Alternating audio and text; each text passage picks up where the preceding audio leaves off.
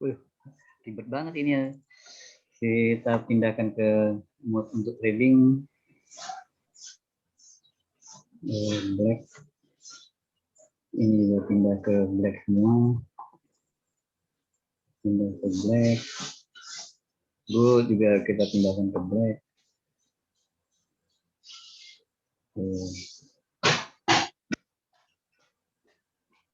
Oke, malam Pak. Suara saya jelas, gambarnya jelas Pak.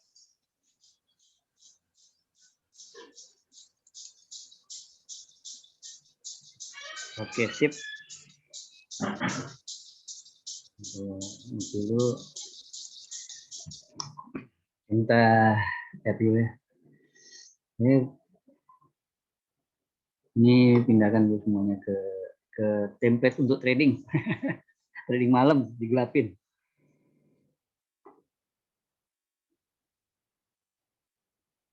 Oke, sudah cukup lah ya. Kalau bulan Maret dia cenderung turun.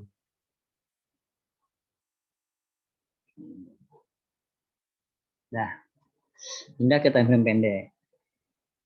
15. Kita analisa dulu kali. Kalau dianalisa sih saya pakai time frame agak panjang daily ya. Kalau kita lihat di daily-nya nih, yang menariknya yang ini nih. Yang di candle terakhirnya nih. Ini saling telan nih ya. Ini. Awalnya bearish, ketelan sama bullish, ketelan aja sama bearish. Jadi kalau gini biasanya gitu. Biasanya ya hasil akhirnya turun. Hasil akhirnya itu ada di candle yang terakhir ini. Apalagi kalau dia nanti berhasil menelan kembali yang bullish. Jadi ini kan yang di hari Senin ya. Sebentar ini kan ada apa sih Senin kemarinnya lupa. Cuma ada gap itu ya, gara-gara gap itu ya. Terus sebenarnya juga nggak ada data penting ya. Jadi kayaknya ini kan gelombang kan semuanya pada ngesel. Jadi ini aksi seakan-akan gitu ya, aksi taking profit jadinya seakan-akan gitu. Nah, jadi kalau lihat sekilas sepertinya sih euronya masih punya ruang gitu untuk berat turun. Kalau kita lihat di ini, kalau saya pakai begini deh. Ini kan support ya. Oke. Jadi daily-nya sih saya rasa sih dia masih punya peluang untuk berat turun gitu. Mungkin kalau kita pakai time lebih panjang lagi, kalau buat yang tradingnya agak lama gitu ya, suka bertahan gitu kali ya.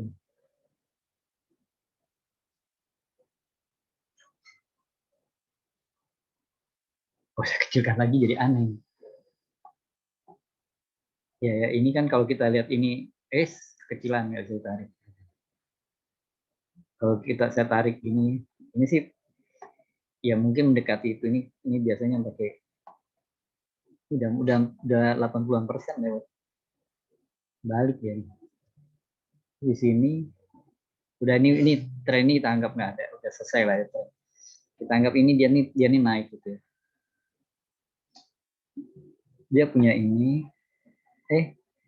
kok nggak manjang?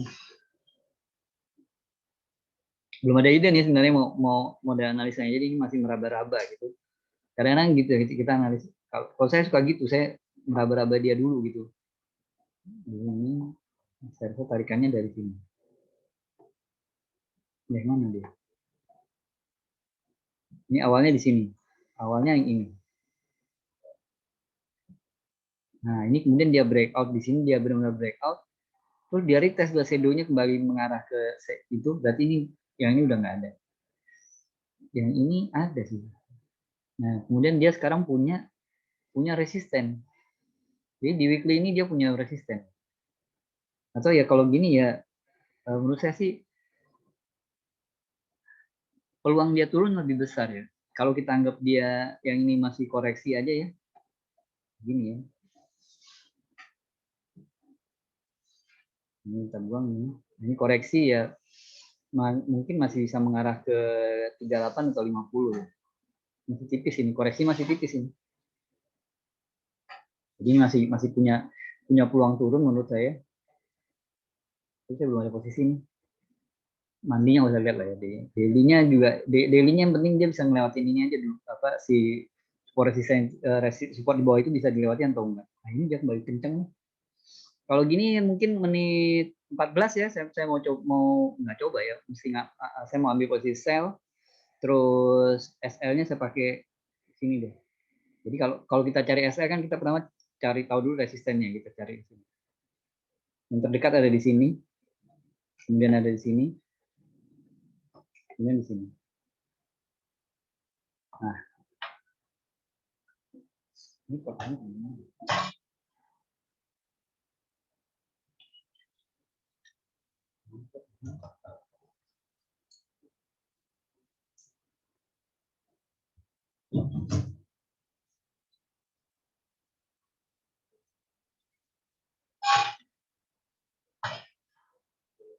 Nanti menit 14 saya rasa saya mau ambil posisi sell dengan SL-nya di situ, TP-nya ya suka-suka.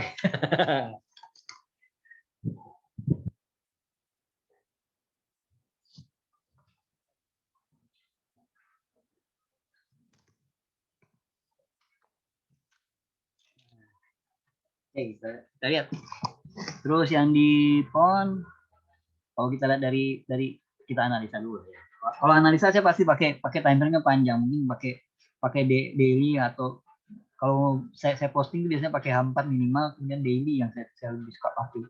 Kalau kita lihat di sini ya di daily, nah ini yang paling menarik, begitu saya mau tarik polisian itu saya udah ngeliat yang ini kayaknya sejajar gitu, jadi sepertinya ini, terus dia lagi berusaha breakout nih, jadi kalau nanti pas closingnya dia bisa breakout, sell dong. Ini dia keluar nih dari ini nih, ini ada pola nih ya, descending triangle ya, menarik nih, kita ambil posisi sell tapi masuknya di closing candle ini. Nah di situ kita butuh lihat ininya ada apa di situ.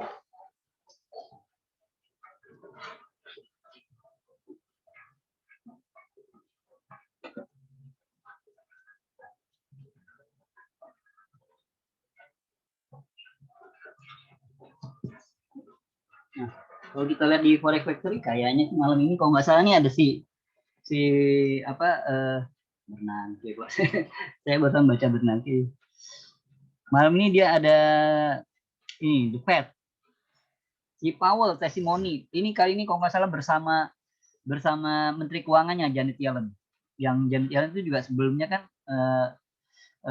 chairman of itu ya, The Fed ya. Tuh. Bersama Menteri Keuangannya, sekarang dia jadi Menteri Keuangan di Janet Yellen.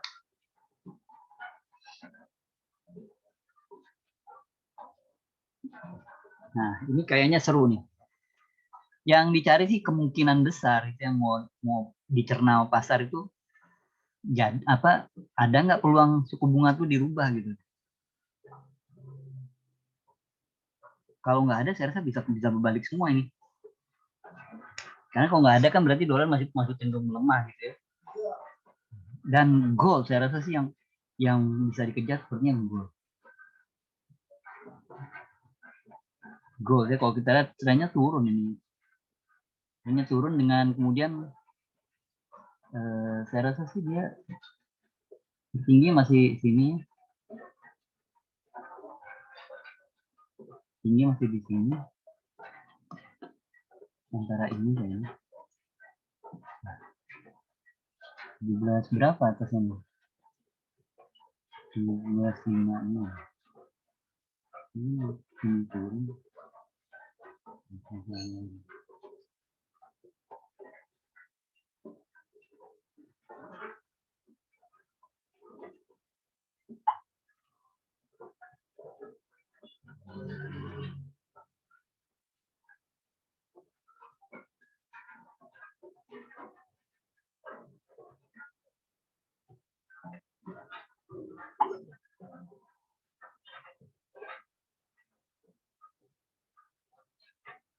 Ini ya.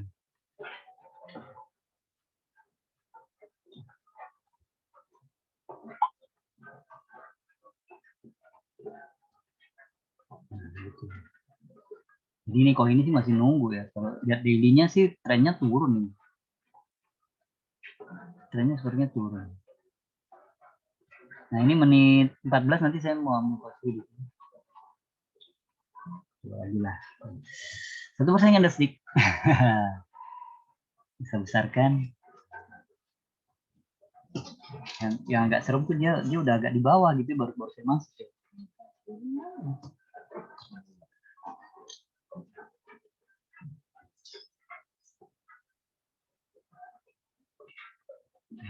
Coba dulu lah.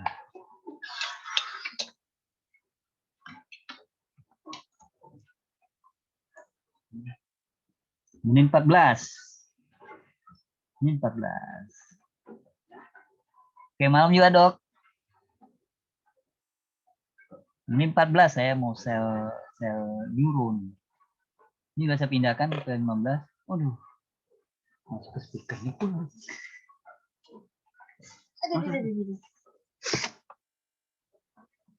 Menit 14. Ini menit 14 ya. Saya ke euro. SL-nya saya letakkan yang jauh. Oh, Dek, engkolnya mana sih ada? Nah.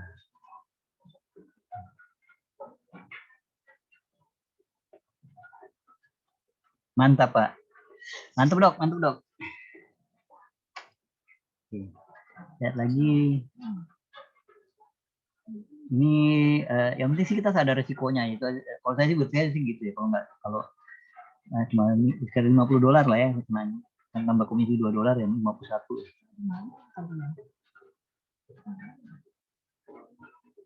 Ini,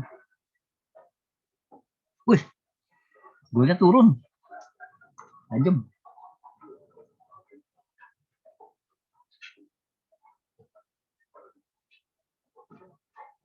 Ini mau ada testimoni si Powell nih. Testimoni Powell kan tapi malam nih ya, testimoni jam 11. Skip deh kita. Abaikan aja saya nggak itu, saya nggak trading di situ deh. Cuma saya yang apa ya? Yang mungkin Edan tuh kalau si Powell itu bilang no high rate gitu. Kalau no high rate kan dolar kembali lemah lagi. Dolar kembali lemah ya, ini bisa berbalik semua ini. Mungkin ya itu bakalnya masih lama. Ya ayolah euro.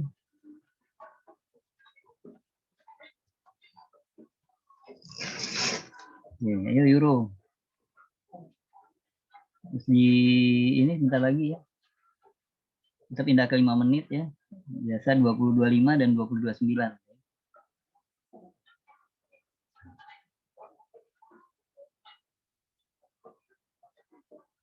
Yuk. Ayo.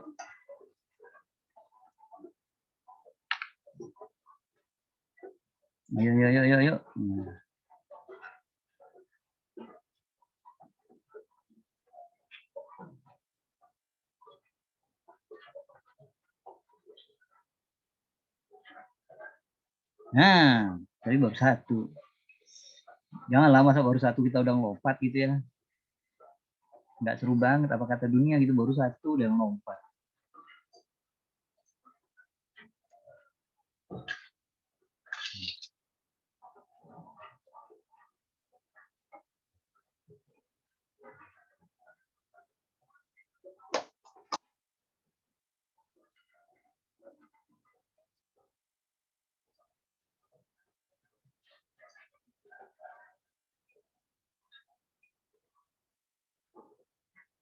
Kira-kira lompatnya bagusnya gimana, berapa gitu.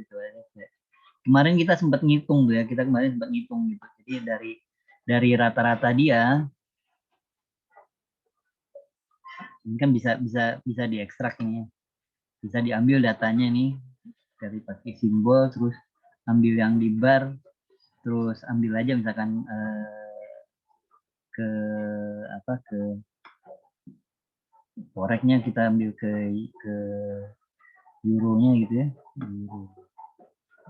Nah ini saya kemarin kita ambil pakai model daily. Jadi letakkan misalkan data setahun gitu, kalau pakai data setahun siapkan data setahunnya dari 2020 deh Januari gitu ya sampai yang sekarang gitu, terus di request nanti akan dapat ini akan dapat, nah ini kan kita dapat ini. Nah ini diekspor. Diekspor nanti bentuknya ada CSV, nanti tinggal dibuka pakai Excel. Nah ini nanti bentuknya ini saya bisa download banyak. Jadi saya nggak perlu lagi. Kita pakai di sini kan. Pakai, ini saya udah rekap. Betul kemarin tuh ada di kantor itu ada yang pakai apa ATR ya. ATR itu kan cuma cerita tentang rata-rata gitu ya. Dan dia bisa dihitung pakai manual sih sebenarnya kayak gini kalau dari download ya. Dari download tinggal dihitung aja nih. Ini ngitung ATR-nya manual, jadi nggak pakai indikator ATR itu custom kan ada ATR. Automatic apa ya? Range pokoknya gitu. Misalkan di sini dia kan rata-ratanya si euro euro itu kan sekitar 82 pips rata-rata ya, bukan artinya dia pasti 82 pips enggak, tapi rata-ratanya 82 pips. Atau kalau pakai 0,1 lot itu kita dapatnya $82. Nah kalau saja kita cari kemarin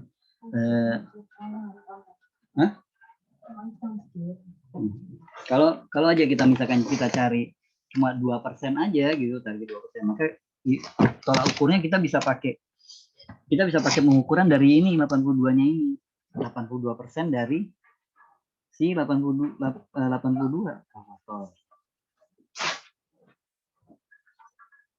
Jadi kalau kita udah dapat, jadi kalau misalkan floatingnya udah $8, itu udah bagus sebenarnya kan, berarti kan kita udah dapat 10% dari rata-rata pergerakan harian.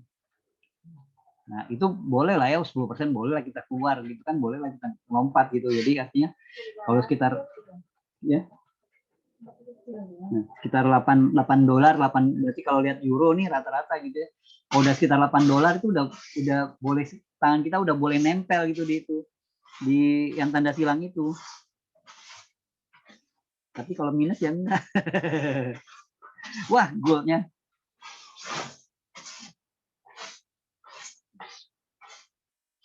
Jangan juga sih ke gold. Tapi menit 29 nih.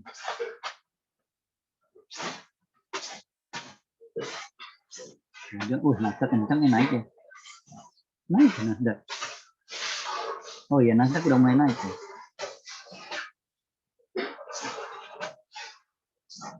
Dan gitu itu waktu kemarin kan kita ngitungnya gitu. Jadi kalau misalkan kemudian pakai 0,1 dasar hitungannya pakai 0,1 bukan pakai, kalau misalkan pakai 0,2 ya beda gitu Pak. Kalau 0,2 berarti tidur. Nah 10%-nya ya sekitar $16 gitu baru pasti keluar gitu ya.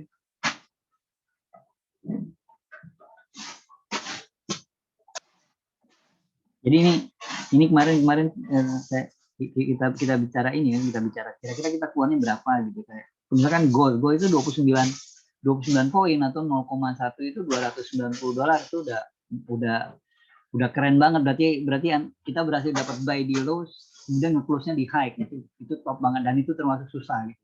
Dalam satu hari ya, bukan artinya nggak bisa tapi susah secara rata-rata susah. Nah, jadi kalau kemudian kita floatingnya kita udah mulai misalkan pakai 0,1 udah kelihatan $29 itu udah bagus 10%-nya. Udah boleh keluar gitu loh, nggak usah ditunda-tunda gitu. Kalau ditunda ya nggak apa-apa sih, bukan dilarang juga, tapi ya udah cukup bagus gitu, udah dapat 10% dari pergerakan harga gitu, udah lumayan dah, udah keren. Juga biar mental kita nggak bobrok jadinya. Karena kadang-kadang kalau kita nge-hold itu dilemanya adalah soal saya keluarnya kapan gitu.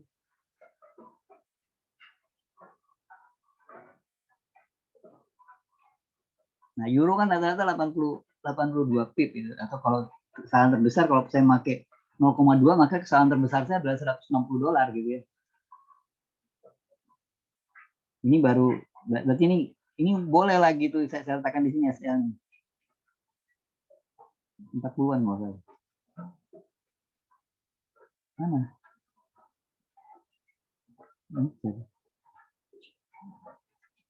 Bagus. Ini marahnya positif nggak apa-apa. Nah, aku marahnya bagus. Oke, yuk, come on. Ini 29. Wait, ini sinyalnya nggak ada. Bodinya mengecil soalnya, bodinya mengecil. Ini buy. Dow Jones Nasdaq sinyalnya buy.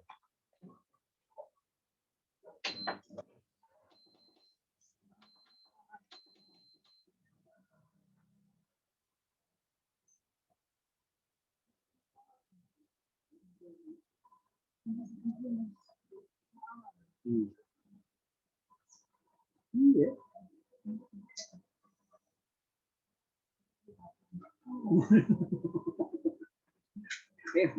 Susah satu.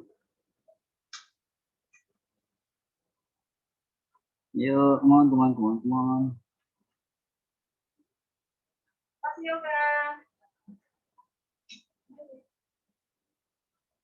Nah, tadi udah biru sih, tapi baru $1.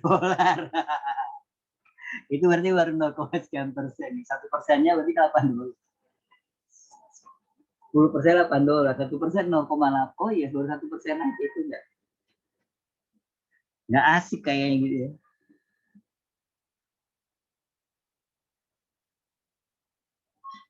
Tapi itu sebatas apa ya? Mungkin teori saya aja gitu, kalau kita buat membesarkan hati kita gitu ya. Kalau ini saya boleh keluar belum? Saya boleh keluar belum? Gitu kan dia rata-rata 82 poin. 82 pip. Berarti kalau pakai 0,1 maksimum yang bisa kita dapat gitu. Kalau kita posisi kita benar-benar di low dan kemudian sekarang lagi di high, balik. Kita nge-sell di high, kemudian dia lagi turun dekat low, kita kan dapat maksimalnya $82. Jadi ini buat sisi mungkin sisi hitung-hitungannya mungkin ngawur ya, tapi dari sisi mental kita tuh untuk membesarkan hati kita, oh saya udah dapat 10% nih dari pergerakan harga apa, boleh deh keluar gitu. Nggak usah ragu gitu Pak.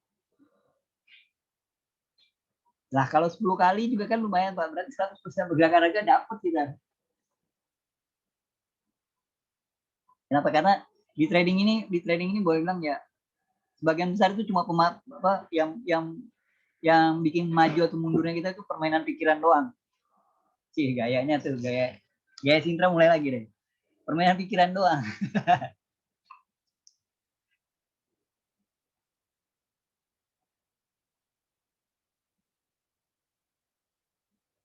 Nah, ini tapi saya masih ke. Nah, kayak gundukan begini nih.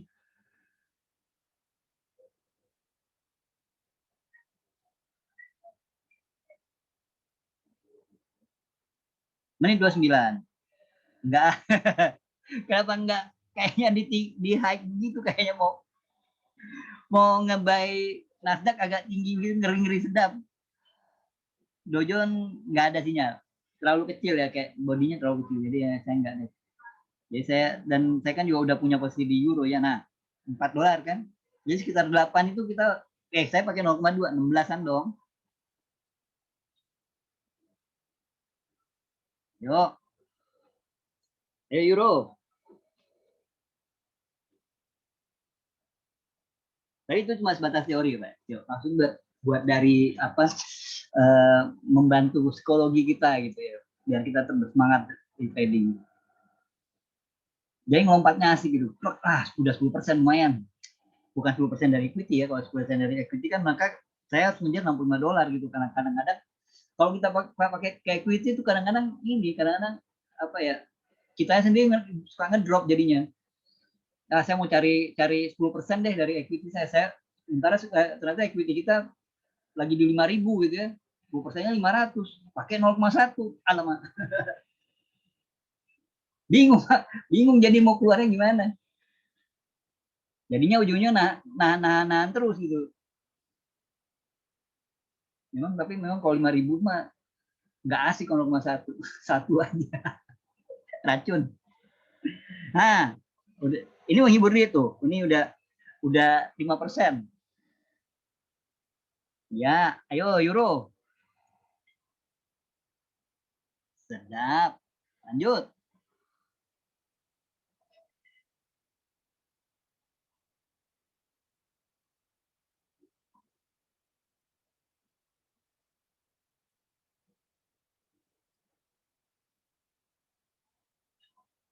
Pon juga asik ya.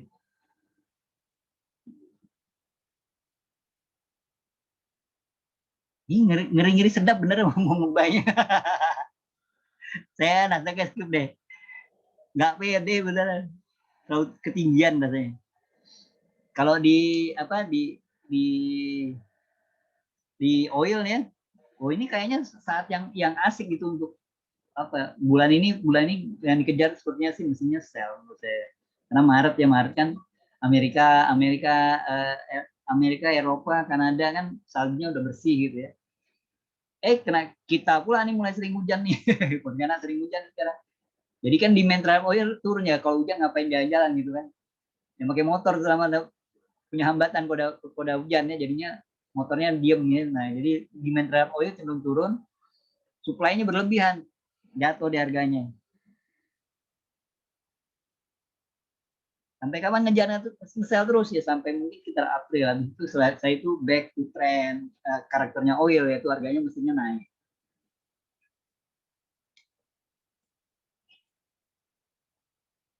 Ayo. Nah, nice. Hampir 10% nih. 10% dari rata-rata pergerakan harga tiap harinya si euro gitu. Ini udah mulai cukup ideal untuk keluar.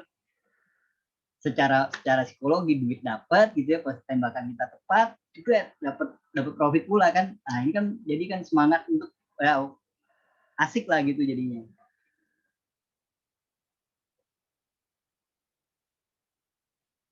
Saya keluar lah, lumayan lah ya, keluar dulu deh pemanasan ya. Udah siap kita pindah lagi ke sini, mungkin di goal tadi ya. Udah lewat, menitnya udah 30 lewat ya, skip ya. Kita pindah ke time 51 atau kembali ke 15. Oh enggak, ini candlenya banyak kan, 1 2 3 4. Ini kenapa saya yang di teori 1% candlestick itu entry-nya di candle kedua ya, closing candle kedua, exit di candle ketiga. Karena rata-rata gitu Pak, rata-rata. Nggak harus sih, tapi rata-rata candle ketiga itu panjang. Rata-rata gitu, 1 2 3 dia panjang. Ya ada juga yang 1 2 lo makin kecil. Tapi rata-rata mungkin boleh bilang 85% itu candle 3 itu selalu panjang, untung aja nggak diambil.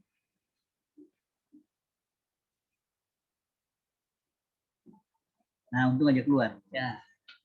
Ada yang mau dikomentari silakan, Pak. Ini tadi sekilas doang, sekilas doang.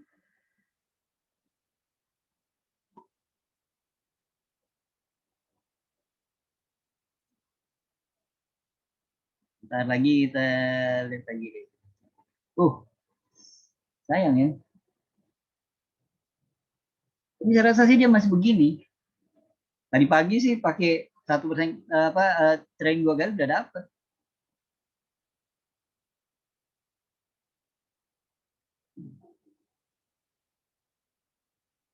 Kanada ya? Nah, enggak deh, Kanada enggak deh. Udah trading yang biasa aja, euro, pound gitu, gold, dah banyak-banyak gitu. Poundnya ngerem, saya pindah ke time frame 15 masih boleh. Ini sigaretnya buang dulu. Kita tarik support resistance baru ya. Resistance belas yang ini. Jadi resistennya yang ini. Awalnya kan dari sini, tapi kan ke sini kayaknya dekat. Sini juga akhirnya. Kemudian supportnya saya rasa sih yang ini ya. Ini dekat gitu. Ini dekat-dekat semua ini. Ini deh. Oh, ini memang susah masuk, kalau begini susah masuk. Jadi kan kemarin saya ada juga ngajarin yang pola 1 2 3 itu. 2 3 itu begitu. Jadi ini berarti satunya, ini duanya. Nah, tiganya nanti sini kita masukin sini. Nah, kelemahan dari metode ini satu, buy-nya suka terasa saat ambil posisi buy terasa ketinggian, saat ngambil posisi sell akan terasa kerendahan. ada lagi nih. Ini kita bisa masuk ini nih. Sorry. Kita bisa bisa masuk apa? Masukin ini kan tren ya. Kemudian itu dia ini koreksinya. Jadi ini kemudian apa kontinuasi koreksinya berapa persen nih? Kayaknya 38 aja. Tadi harus masuk dulu. Bukan cuma 38, 50 ini. Nih, saya geser dulu ininya. Supportnya saya geser ya, bukan artinya supportnya enggak. Harusnya naikin lagi ini. Ini supportnya harus gini. Nah, itulah kurang lebih. Dia terhenti di 50%. Keren nih. Tadi harusnya saya nge-sell ini. Nah, kalau di apa di Fibonacci ini ya, kalau yang penganut swing trade tuh biasanya mulai entry-nya di sini. Di 38, 50 dan kemudian 61. Ini teori ya. Jadi dia pas turun kemudian harga bergerak bikin koreksi begini, harga bergerak naik kemudian dia tarik Fibonacci kemudian dia letakkan deh sell limit. SL-nya nanti dia pakai shadow height di antara ini dia yang di atas 61,8%.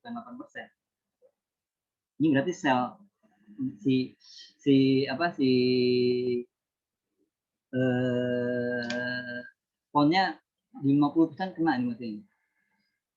Nah, sekarang tinggal permasalahannya soal lot gitu, soal di strateginya ya. Tapi kalau udah masalah lot ya kembali ke masalah kapital Anda gitu kan. Aduh, lanjut. Nggak apa-apa deh. Udah dapet lumayan.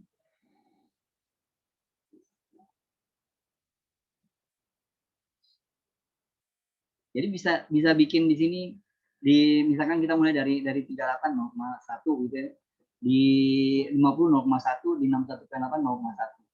SL-nya semuanya diletakkan di atas yang 61,8 atau 0,1 0,2 0,4. Serem tapi bagian itu. Nah, kalau udah punya gini berarti kita bisa pakai si ekspansi kalau dia turun sampai jauh mana dia. Taman kan dia dari sini. Kemudian terhenti di sini. Di sini dia, ya berulang deh. Ini jatuh dulu, langsung ekspansinya aja.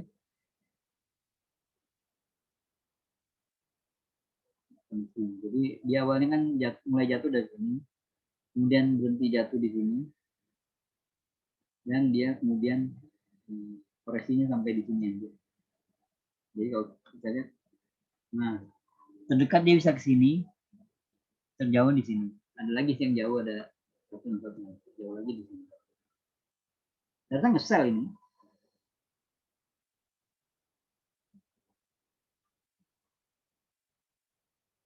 Oke deh.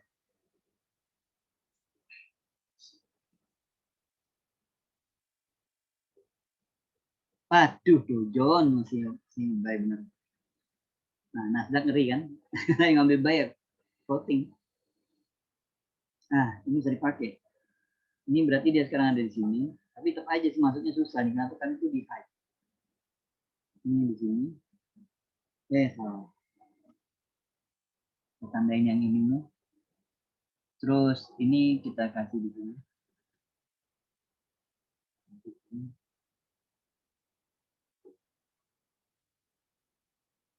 Ini di supportnya ada di sini.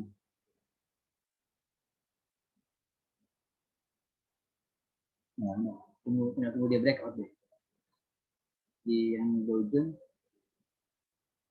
Jadi kenapa support itu? Karena kita nggak merhatikan candle yang di sini yang saya kasih garis vertikal ini kita anggap nggak ada apa-apa gitu. Terus ini resisten vertikal di sini.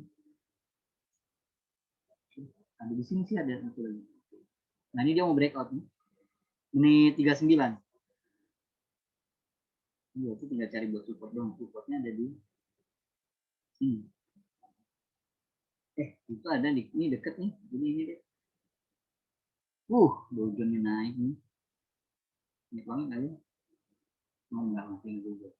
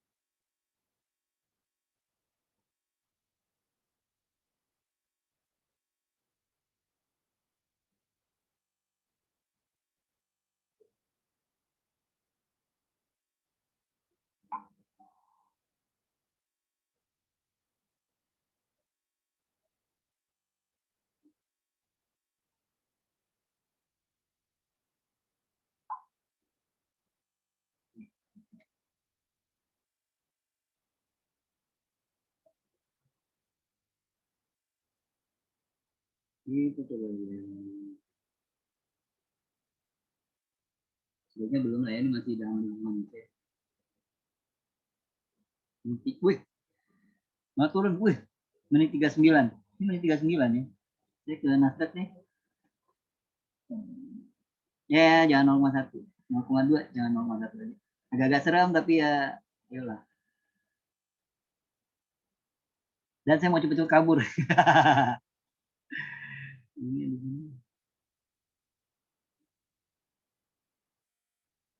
Lumayan kalau kena itu.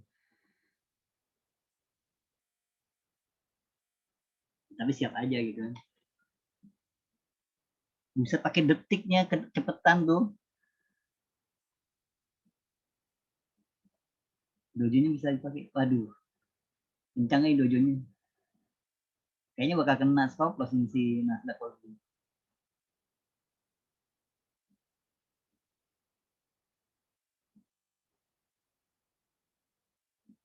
Oh, udah terlanjur lah, udahlah. Ya. Dia masih masih di bawah ya, bodinya masih di bawah si support. Ya, pokoknya ada profit keluar saya. Siap-siap dulu sini. Ayo. Ayo, ayo, ayo. Nah, ayo, ayo, ayo, ayo. Ayo. Ya, alah.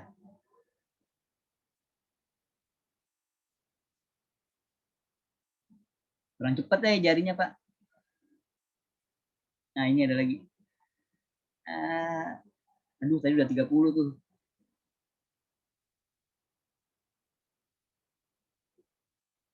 Ya. Nah, sik, ayo dojonya ikut juga ikut ya.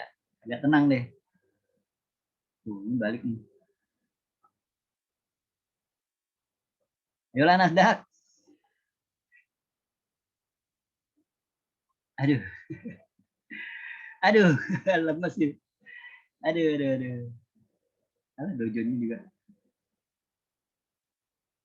Ya, ada bikin saya dola lagi pula. Ini kalau gini sih tinggal di itu aja dibuang nggak usah. Kurang cepet saya Pak. Euro bisa sell lagi kah? Saya rasa masih sell ya Bu ya. Saya rasa masih bisa sell Bu. Tapi menit 44 kali ya. Atau mendingan nih Bu ya, kalau kalau mau nge-sell dia mendingan dia bisa breakout yang supportnya ini nih. Nanti menit 59 nanti nih. Kalau dia bisa breakout. Pokoknya itu kan berapa tuh? 1, 2, 3. Ini banyak itu berkali-kali ya dicoba. Terakhir ini mentalnya lumayan loh. Nah tadi sih udah berhasil, baru terlewati tapi belum di breakout. Ayo, ayo, ayo. Menit 59, menit 59.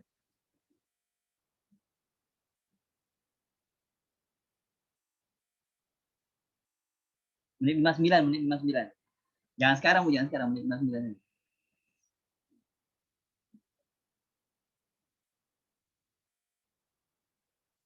Saya ingat benar ini soalnya nih. Lalu saya kena PHP di sini. Sudah dia mentah.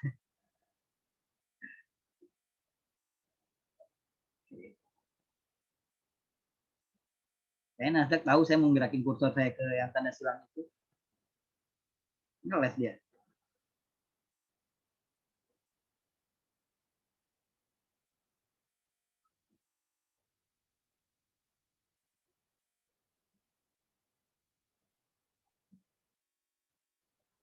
Oh,